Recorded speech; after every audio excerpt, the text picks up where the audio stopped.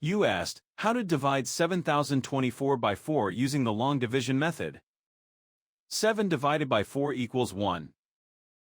1 times 4 equals 4. 7 minus 4 equals 3. Bring down 0, making 30. 30 divided by 4 equals 7. 7 times 4 equals 28. 30 minus 28 equals 2. Bring down 2, making 22. 22 divided by 4 equals 5. 5 times 4 equals 20. 22 minus 20 equals 2. Bring down 4, making 24.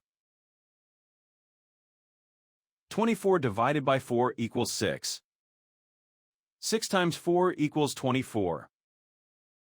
24 minus 24 equals 0. The remainder is 0. The final result is 1756.